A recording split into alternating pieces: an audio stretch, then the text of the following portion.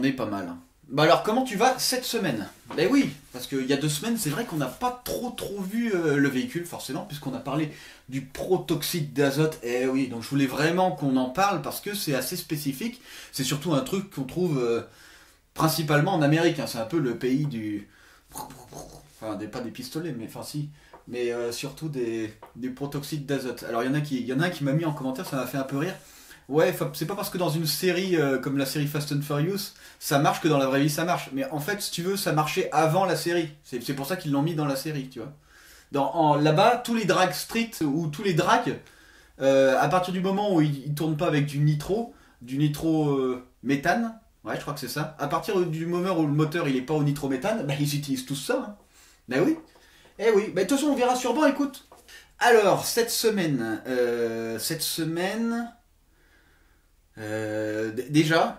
déjà, où est-ce qu'on en est réellement? Là, sur le véhicule, si tu veux, ce qu'il y a déjà de fait, on a déjà associé la coque au châssis.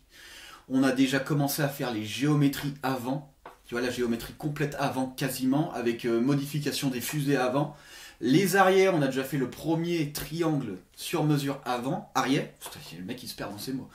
Et on va faire la modification, enfin je vais faire la modification des fusées arrière normalement la semaine là, en ce moment. En ce moment je suis en train de le faire, je vais faire aussi tout ce qui est transmission sur mesure complète sauf l'arbre de transmission avant parce que je peux pas installer la boîte tant qu'elle est sur le marbre.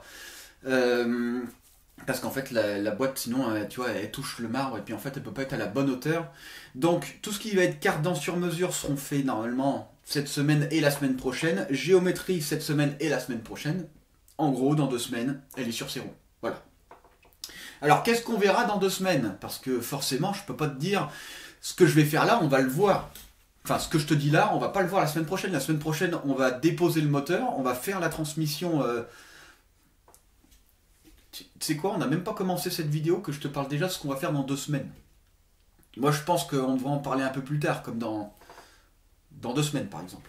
Et un truc important par contre, juste un truc important, c'est qu'au niveau du moteur, on a eu de l'imprévu à l'ouverture. Mais ça, une fois de plus, on pourrait le voir dans 2 semaines aussi. Mais bon, vu que j'en ai parlé sur Insta et TikTok, pour ceux qui savent pas, on a ouvert le moteur et on a fait un truc trop cool.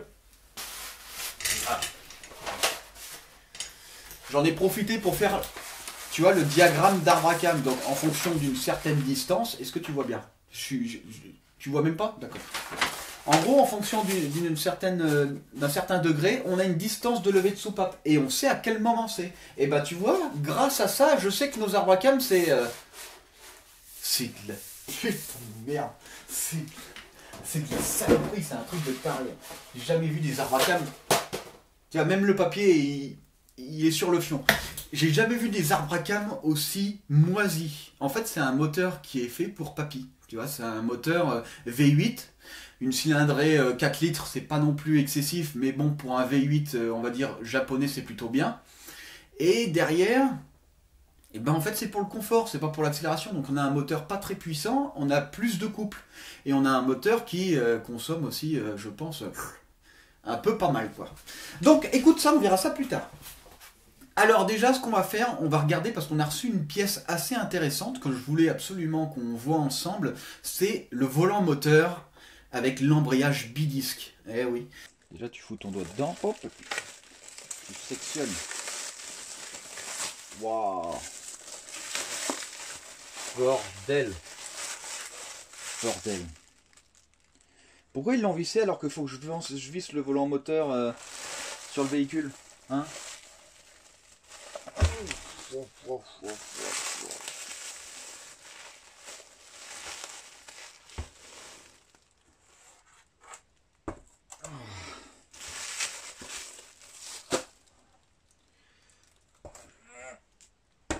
Regarde-moi ça. Regarde-moi ça. Ce qu'on va faire, on va dévisser les vis pour le volant moteur. Ah putain, regarde-moi cet allègement. Tu vois, ils ont enlevé toute la matière à l'intérieur. Bah oui, forcément, puisque là, tu as la cale d'adaptation que tu mets. Donc, faut que tu compenses. Putain, franchement, c'est magnifique. Magnifique. Et toutes les vis que tu vois, c'est pour maintenir la plaque qui fait la friction. Superbe. Superbe. J'espère que c'est les bons disques. Normalement oui, parce que je leur ai filé la référence de la boîte. On va aller chercher des clés Allen et on dépose ça.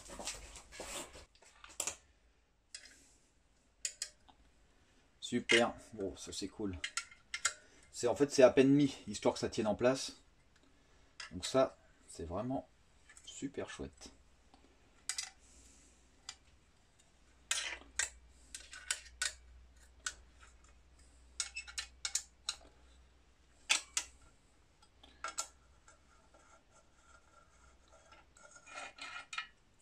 Le truc le plus important que je vais faire tout de suite, que tu verras pas, c'est que je vais aller foutre un embrayage direct dans la boîte là-bas. Si jamais c'est pas la bonne dimension, putain, c'est là où en fait t'es clairement dégoûté de la vie.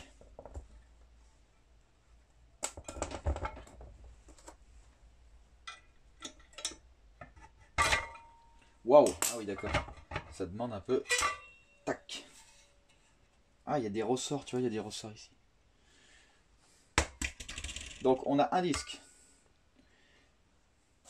Donc, on appelle ça rotor stator. Donc, une plaque sandwich.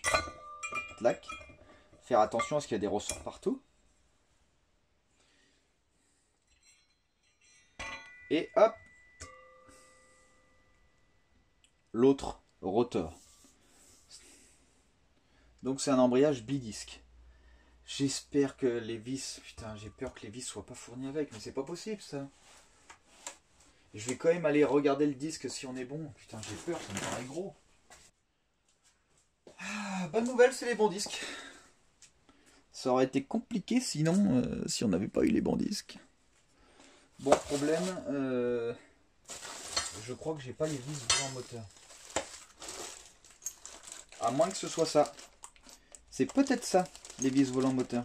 Parce que je vois que c'est très profond dedans. Clac. Oui, il y a moyen que ce soit ça, oui.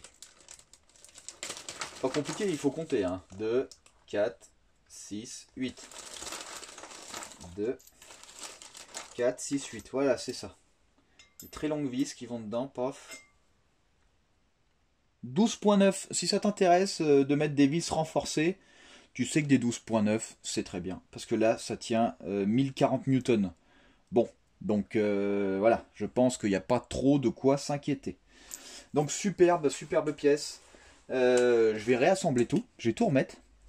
Et je vais mettre ça de côté. Puisque de toute façon, on va pas installer ça tout de suite. Hein. Ça, c'est sûr.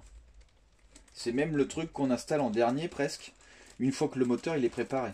Mais il fallait absolument l'ouvrir pour être sûr qu'il n'y a aucun souci. Hop. Tu sais ce que je vais faire? Je vais regarder sur la vidéo si je les mets dans le bon sens. Mais il me semble que oui. Tu sais, parce qu'en fait, il faut pas les mettre à l'envers. Donc déjà à l'envers, celui-là, c'est sûr, ça frotte. Tu vois? Ouais, je crois que ça frotte en bas. Voilà. Donc déjà, lui, on est sûr, c'est dans ce sens. Clac. Ensuite, toi. Alors, 2 ressorts. Avec les bleus, il y a un point bleu. À mon avis, c'est là où il y a le ressort. Non, c'est là où il y a l'autre point bleu. Excuse-moi, je suis un peu... fou. Clac. Là, on est bien. Voilà. Bon, je pense que ça va quand même bien serrer sa race. Hein. Par contre, le jour de l'installation, il faudra tout dégraisser. Hein. Là, je le réassemble.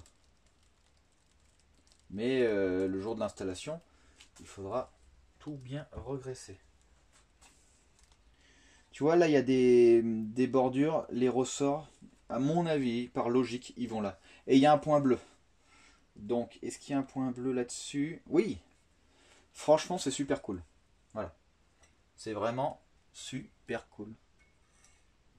Par contre, c'est bizarre. Le point bleu, il n'est pas aligné. Ouais, ils ont fait un point bleu parce qu'en fait, ici, ils n'ont pas voulu trop le faire.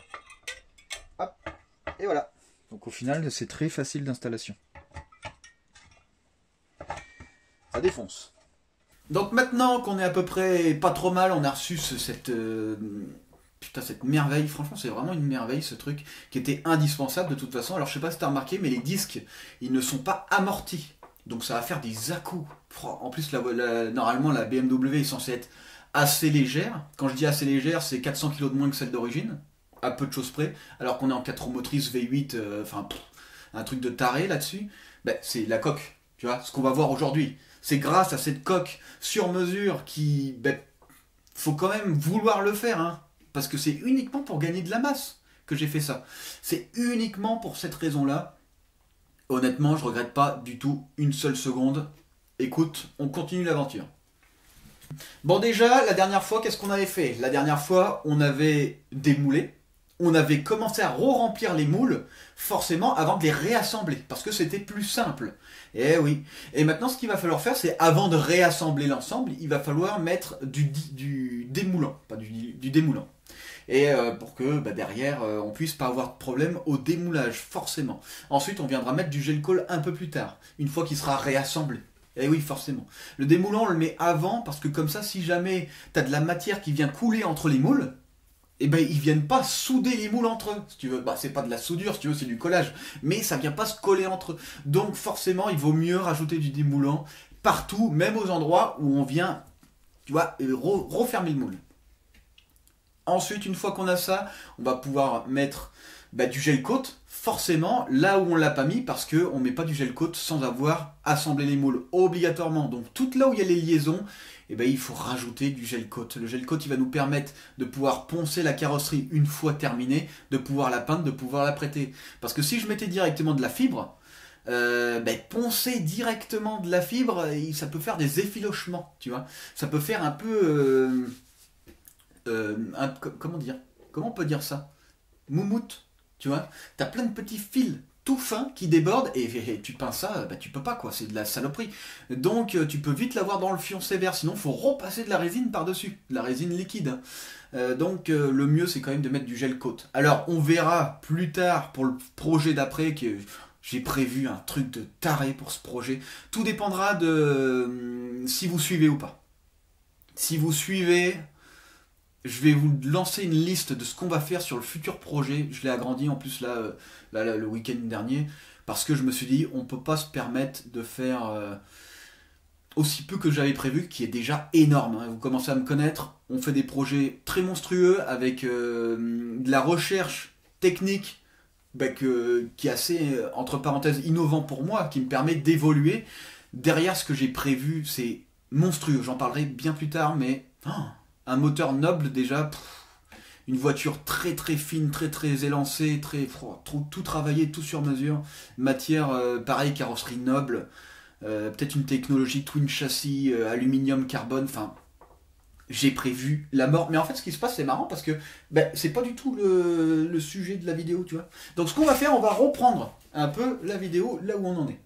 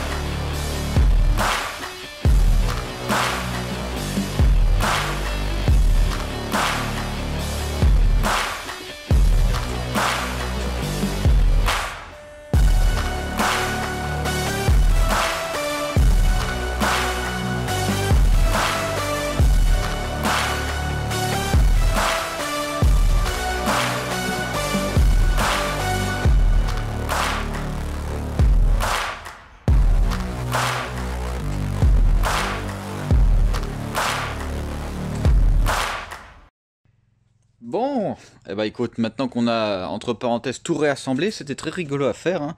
Alors honnêtement, je pensais, avant que je commence à le faire, je pensais que je pourrais pas le faire.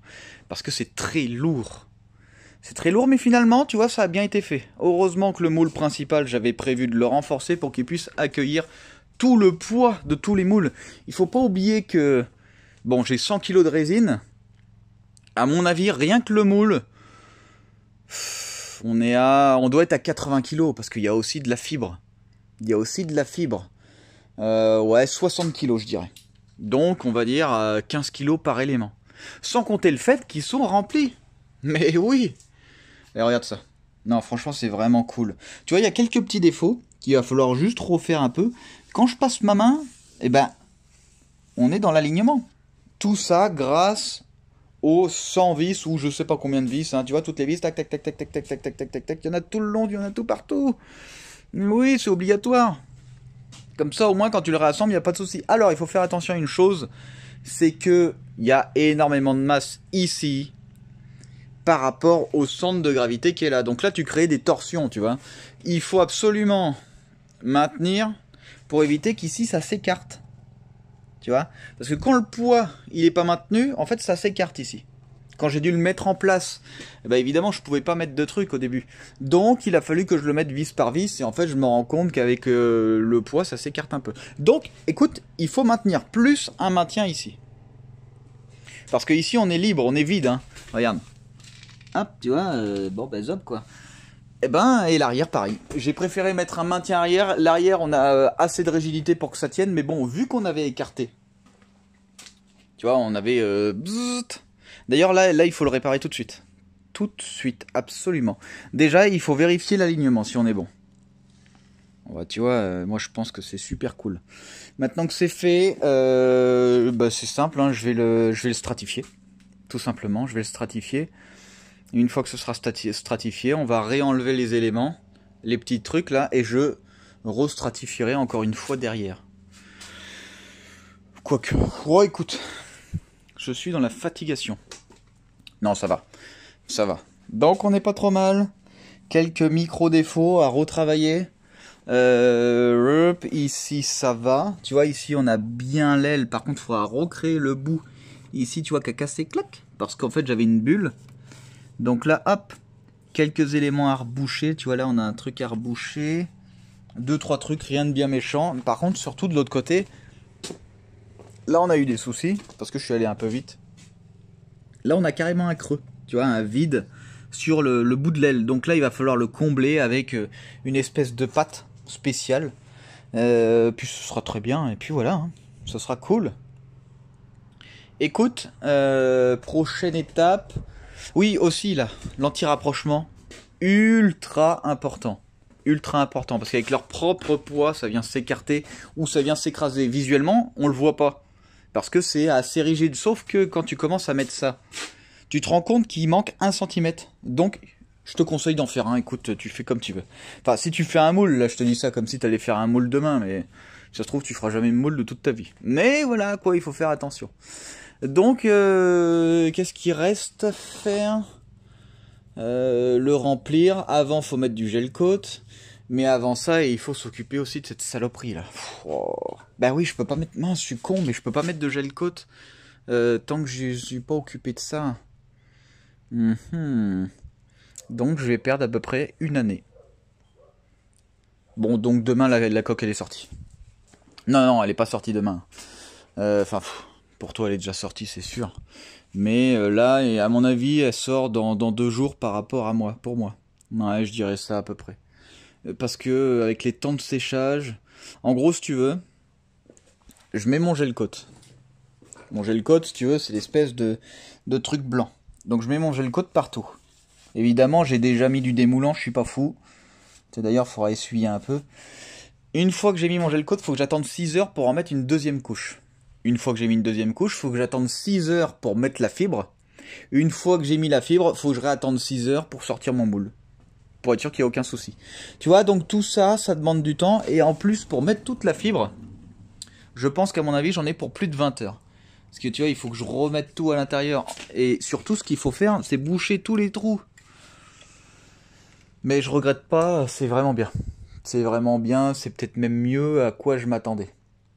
L'avantage, c'est que vu qu'il est à l'envers, je peux travailler par la porte, par la fenêtre, par le capot, donc je peux me mettre à l'intérieur et bosser de l'intérieur, là aussi, et là-bas aussi. Si j'avais mis mon moule dans l'autre sens, déjà, tout ce qui est toit, de le faire par le plafond, tu vois, non.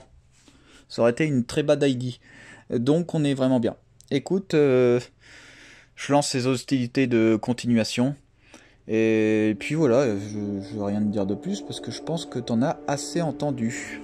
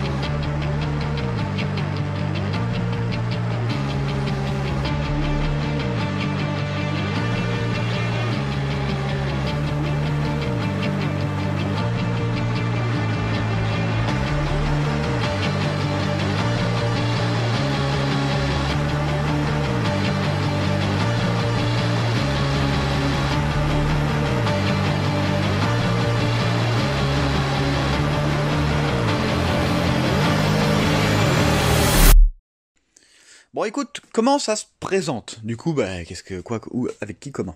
Donc, on a fait la stratification. Là, tu vois, j'en ai déjà enlevé un. C'est pas compliqué, hein, pour l'enlever, tu dévisses. Voyez. Oh putain, celui-là, je l'ai bien serré. Et il y a de la résine qui a dû couler dans le pas de vis, évidemment comme par hasard. Lui, allez. Tu vois, tu dévisses juste. Clac. Oh, tu vois, j'ai tout fait tomber. Ah, ça a dû coller un tout petit peu. Ensuite, il faut récupérer la partie, tu vois, en métal. Une fois qu'on l'a récupéré, paf, on tire le truc. Et puis après, c'est bon, c'est réglé. Hein. Là, ça va s'enlever en 2 minutes. C'est juste que là, bon, tu vois, tlac. Là, pareil, on a de la résine un peu partout. Il suffit juste de la casser un peu. Et puis après, on récupère ce qu'il y a à récupérer. Donc ça, c'est bon. Ensuite, on a dû utiliser de la plastiline pour combler tous les petits trous. Là, surtout... Hop, alors où est-ce que c'est? Tu vois, là, il y en a. Là, il y en a, c'est pour combler hein, les trous, comme je te l'ai dit. Là, il y en a. Tu vois? Chut, là, il y avait un énorme trou. Donc là, ce trou, c'est parce que j'avais des bulles. J'avais des bulles dans la résine, entre la résine et le gel coat.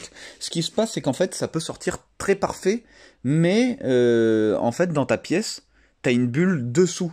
Ce qui fait que quand tu appuies avec le doigt, eh ben, ça craque. Donc là, il faut le casser et il faut boucher, quoi. Pour que bah, quand je ressorte une vraie pièce, il n'y ait aucun souci. Par contre, ce problème-là, il faut éviter absolument pour la pièce définitive. Hein. Là, c'est un moule, bon, je sais pas si je ressortirais une voiture après derrière, je pourrais, hein, remarque. Hein, parce que finalement, ce moule, il est pas si mal. Il est pas si mal. Donc, ce serait pas clairement un souci. Voilà, il faut quand même faire des renforts. Tu vois, on voit que c'est l'hiver parce que les punaises viennent se foutre à l'abri. Elles cherchent un endroit pour l'hiver, quoi. Mais bon, à mon avis, c'est pas le bon endroit. Moi, si j'étais toi, je resterais pas ici. C'est pas grave.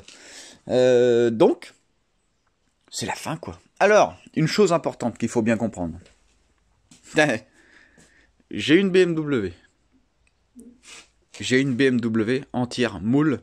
J'aurai une BMW entière fibre. J'ai un châssis BMW. Donc en fait, si tu veux, là c'est marrant, mais j'ai 4 BMW indépendantes qui prennent en place. Je parle en place. Hein. Ce qui fait que ben, mon moule, tu vois, je peux pas le... Je vais pas le jeter, je pense pas. Je pense que c'est quand même bien de le garder. Du coup, malheureusement, ce qui s'est passé... Enfin, malheureusement, non, c'est bien, c'est une bonne chose. J'ai dû commander quelque chose pour le mettre derrière chez moi. D'ailleurs, il va falloir que je m'occupe de l'herbe. Du coup, le projet, il va devoir s'arrêter un peu. Il va falloir que je m'occupe du terrain un peu pour pouvoir mettre ce que j'ai acheté pour pouvoir mettre à l'abri le moule et surtout le futur projet. Tu vois le futur projet qui est ici. Donc ça, hein, il commencera uniquement le jour où la BMW est terminée, hein, pas avant. Hein. C'est un projet qui après. Quand je suis tombé dessus, j'ai pas eu le choix, j'ai dû le commander. J'avais pas le choix. Écoute, j'ai repris un peu de forme quand je vois le moule à quoi il ressemble.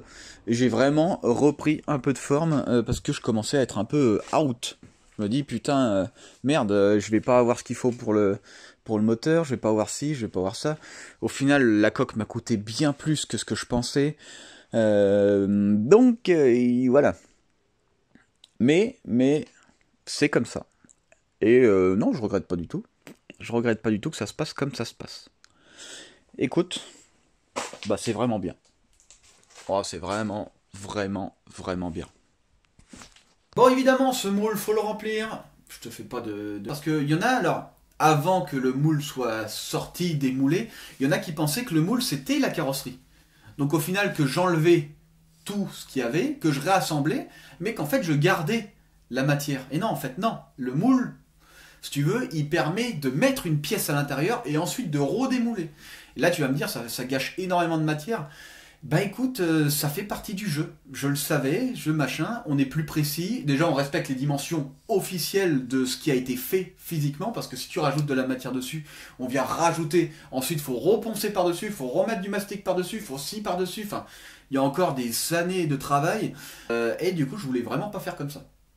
D'ailleurs, pour le futur projet, on fera exactement comme on a fait là, mais ce sera vraiment mieux. Alors le moule, il n'est pas parfait, évidemment. La pièce sortie, on verra après, elle n'est pas parfaite. Évidemment, forcément, c'est mon premier moule, c'est ma première pièce. Je savais qu'il y avait des détails qu'il fallait faire attention, mais en fonction du temps, de la température, parce que les températures chutent au fur et à mesure des saisons qui tombent, si tu veux. Sauf quand tu pars de mars et que tu arrives jusqu'à juillet, c'est différent. C'est inversé, si tu veux. Mais là, dans notre cas, non, il fallait qu'on se dépêche. En plus, ça coûte extrêmement cher. Chaque millimètre de plus par moule, c'est une centaine d'euros, voire plus. Enfin, tu vois, tu comprends l'idée. Donc, le moule, j'ai fait ce que j'ai pu avec ce que j'avais. J'étais pas parfait. Voilà, donc pour le prochain moule, par contre, ça rigolera pas. Là, on sera vraiment sur un truc de taré. Le prochain moule, j'en ai mis 60 heures pour celui-là, j'en mettrai 200 s'il faut. Il faut qu'il soit parfait, le prochain. Pas pour cette voiture-là, pour le prochain projet.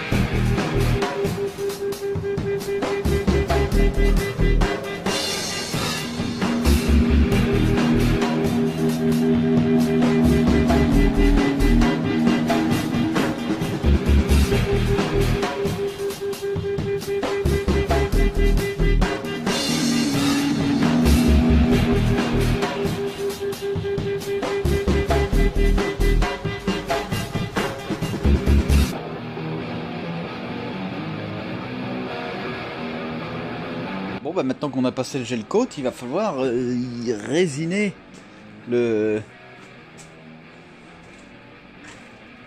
Qu'est-ce qu'il fait celui-là?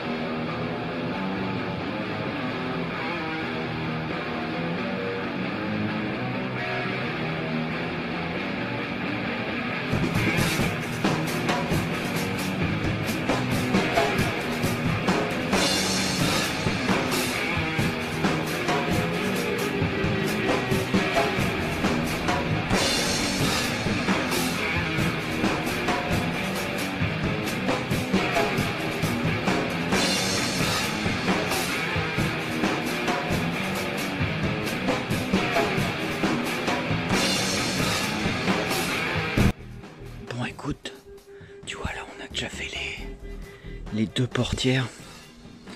On a balancé pratiquement 3 kilos de résine. Ouais à peu près. Par portière. On a déjà 6 kilos. À peu près ouais. Pour le capot, à mon avis il va en falloir 4. C'est presque 2 fois la surface, peut-être aller 4, entre 4 et 6 kilos. On va regarder où on en est. Quoique j'en ai peut-être utilisé moins que ça. Si je fais pas de bruit, c'est parce que regarde, il y a mon copain.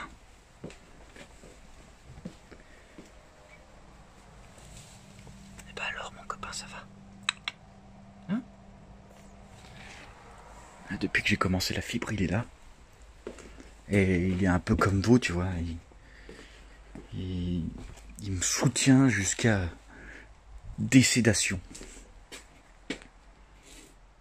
Oh, je l'ai réveillé. Oh, vous l'avez réveillé, bah voilà, merci. Ah, bon, il reste plus qu'à faire le capot. Et une fois que tout sera sec, il faudra faire les renforts internes. Et surtout, les emplacements de charnière. Super important, forcément. Parce que j'écoute. S'il n'y a pas de charnière, on l'a un peu dans le fion. Donc, les charnières, après, iront directement. Pas sur la coque, mais sur le châssis. Ah, il est reparti dormir. Chut.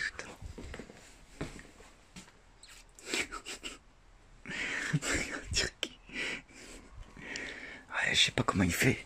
Mais tu vois, quand je te disais que ça puait pas tant que ça, bah, la preuve, tu vois, les chats, ils ont quand même un odorat assez développé. Et pourtant, j'ai balancé des kilos et des kilos. D'ailleurs, oula, faut que j'y retourne avant que ça durcisse. Bon, allez. Go, go, go. Go.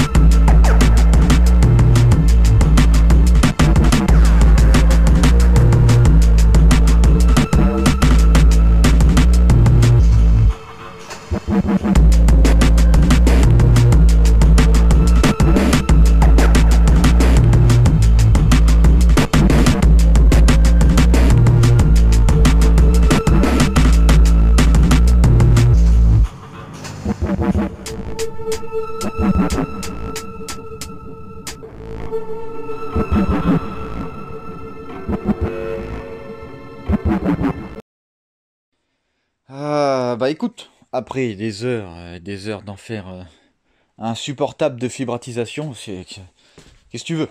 Qu'est-ce que tu veux? C'est voilà, j'ai passé encore des heures et des heures à décéder. Bon, par contre, un truc, hein, évidemment, quand tu fais de la résine, tu utilises ça. Hein. Même si cette résine, elle sent moins que, comme je te l'ai déjà expliqué, hein, elle sent moins fort qu'une autre résine, enfin qu'une résine, on va dire, bas de gamme. Pourtant, on est sur de la polyester, hein, on n'est pas sur de l'époxy. Hein. L'époxy, ça sent rien. Voilà, ça sent pas grand-chose, ça sent presque rien. Là, on est quand même sur...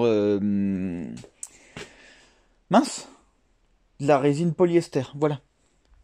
Et donc ça arrache quand même le pif. Alors j'espère que ça suffira les renforts de portière. De toute façon quand elles seront fermées, en fait de l'autre côté il y aura un maintien. Ce que j'aurais pu faire c'est faire des portières ultra rigides et faire le maintien du même côté que la charnière.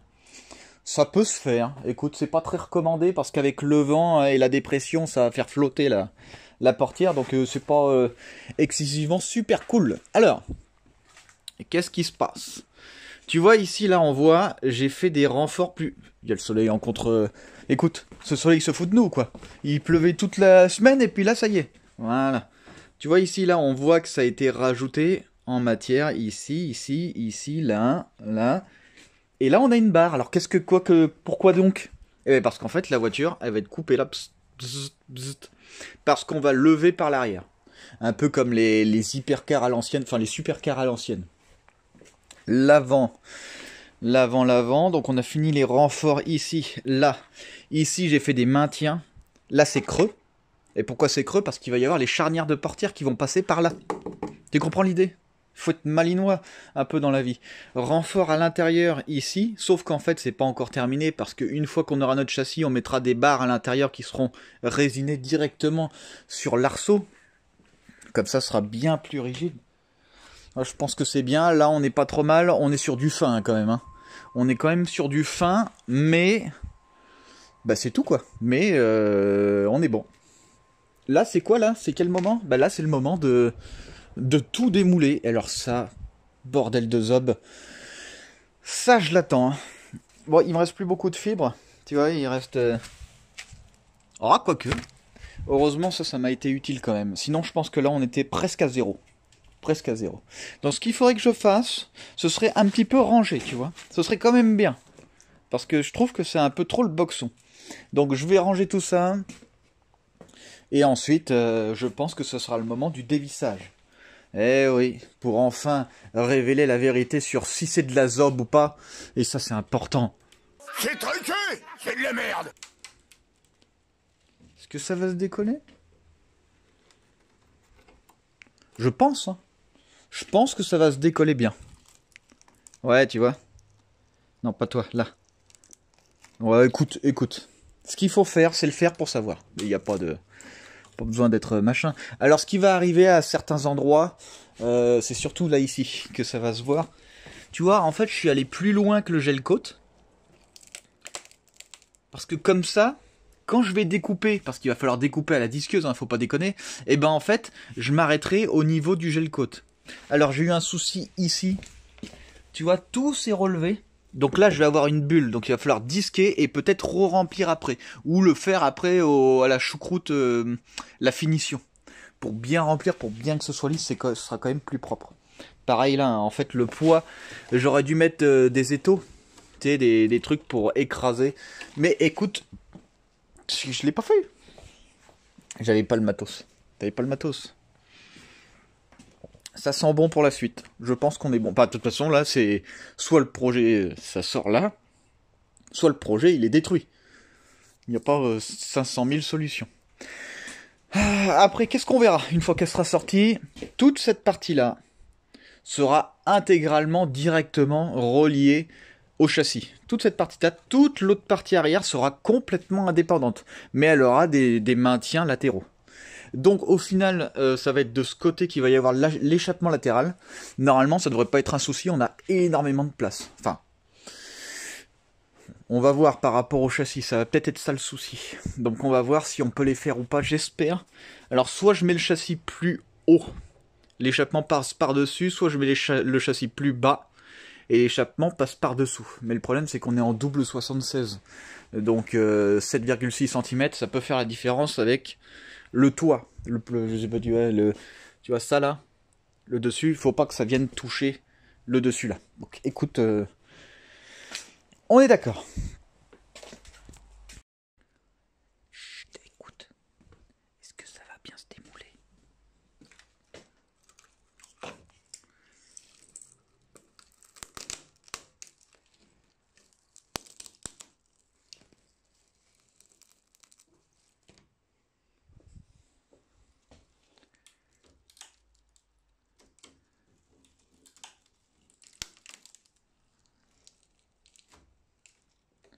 On dirait.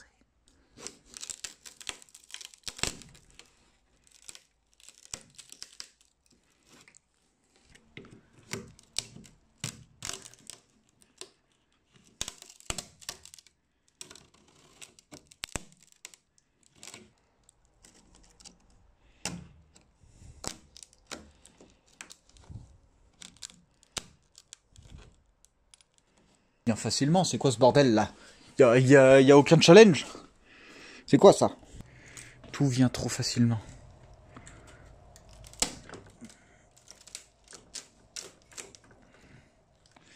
C'est fou ça.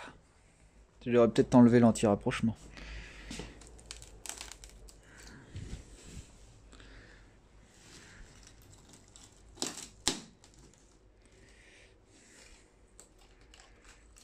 Ouais, c'est fou ça quand même. Que tout se décolle aussi bien. Comme quoi. On aura... Oh, et je me suis cogné la barre. Comme quoi, bah écoute, ça va pas être trop challengifieux, quoi. En espérant. Il est marrant, le mec. Allez hop. Plus important à faire, ça va être de dévisser tout. Ça va vraiment être long.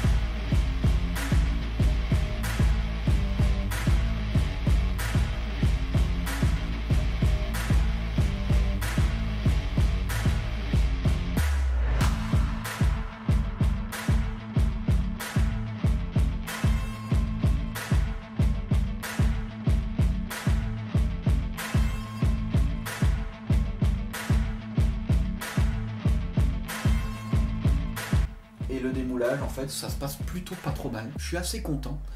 On sent que ça craque un peu de partout, donc ça part plutôt bien. Il y a juste l'arrière qui nous résiste, encore une fois. L'arrière, comme on a vu, on l'a stratifié. On l'a remis à sa place parce qu'en fait, il devait surtout pas bouger, évidemment. Parce que s'il bouge, on fout en l'air la caisse, clairement. Hein, l'arrière de la caisse est tordu sinon. Donc là maintenant il faut le redécouper. Et oui, parce que en fait ça se redémoule pas, donc je dois être en contre-dépouille à certains endroits, du coup il faut le redécouper. Écoute, ça fait 3 fois que je te dis qu'il faut le redécouper, alors on le fait, et puis c'est tout.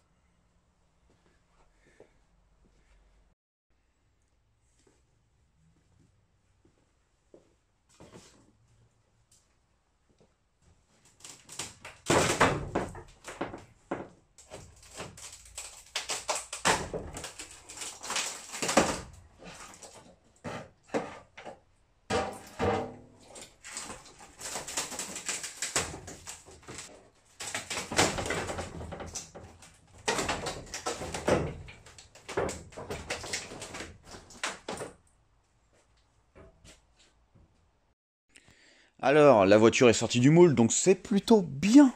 Et oui. Bon, par contre, on a quelques travails à quelques endroits, tu vois. Là, on a la liaison des moules. Donc là, en fait, il faut reponcer. Une fois qu'on a poncé, après, il faut remastiquer ou re-apprêter. On a quand même quelques défauts. Mais en fait, sinon, on est lisse. Hein. Tu vois, regarde. On est lisse. On est lisse. Hein, tu vois, là, on est lisse. Enfin, ça correspond réellement à, de toute façon, ce qu'on a moulé. Il y a quelques endroits où on a de la bulle. Donc là, il va falloir retravailler. Et encore, c'est pas très important, tu vois. Même juste en lissant, en ponçant, lissant. Hop, ensuite en repassant un petit peu de choucroute polyester. Ce sera très bien. Une fois après, on reponcera, on refera ça bien. Il faut qu'on ait une coque pas à peu près, mais le mieux possible. Voilà, c'est... Oui. Alors par contre, le problème, c'est qu'en fait, on ne peut pas s'en occuper comme ça. Il faut que la structure soit maintenue. Parce que ça flotte. Tu vois ? Et quand ça flotte, c'est pas super agréable de travailler dessus. Donc, avant de travailler dessus, de toute façon, il va falloir la faute sur le marbre.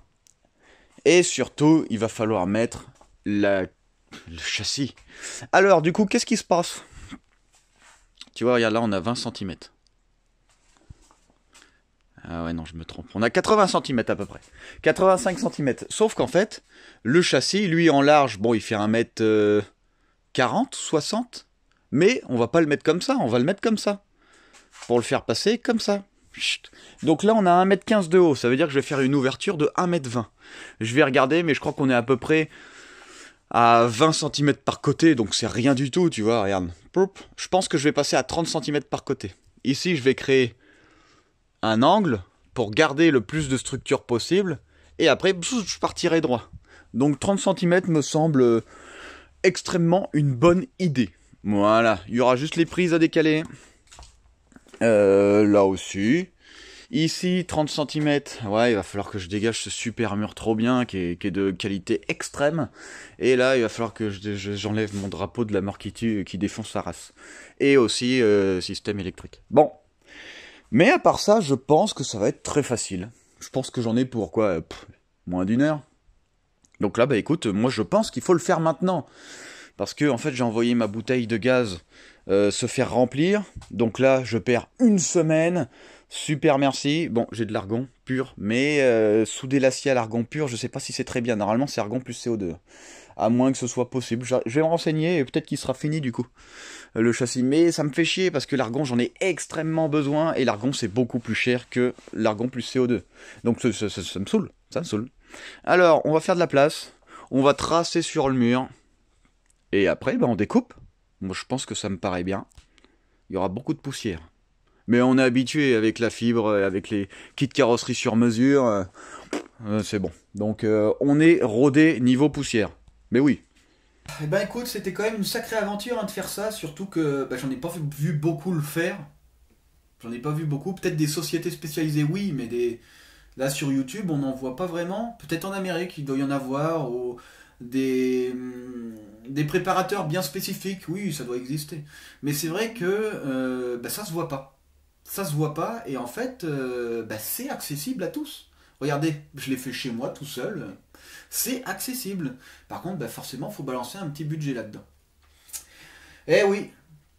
Alors, tu vas me dire, tout ce travail et tout cet argent balancé pour juste une coque en fibre, tu sais que juste cette coque en fibre avec le châssis, c'est 400 kg de moins que ce que j'aurais dû avoir dans la voiture d'origine. 400 kg de moins. Je ne sais pas si tu te rends compte. 400 kg. Là, on devrait être... Je vais faire une approximation parce que... En plus, je suis nul en approximation, donc je devrais être à peu près dans la tonne 100. 1 tonne 100. Il me semble que la GTR d'origine propulsion non 4 roues motrices d'origine, elle doit être dans les 1500 kg. Est-ce que tu comprends un peu l'idée? Le pourquoi du comment?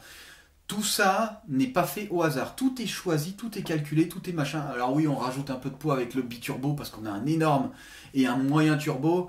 On a tout un système d'admission d'air avec des valves qui va être fait. D'ailleurs, j'ai tout commandé pour que ce soit fait plus tard.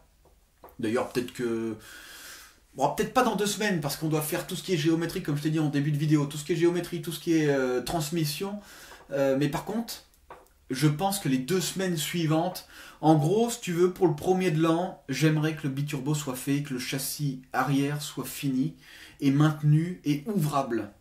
Ça me paraît chaud parce que j'ai des obligations maintenant qui prennent du temps, énormément de temps, mais je pense que ça va le faire. En gros, début d'année, la voiture elle est sur ses roues, suspension installée.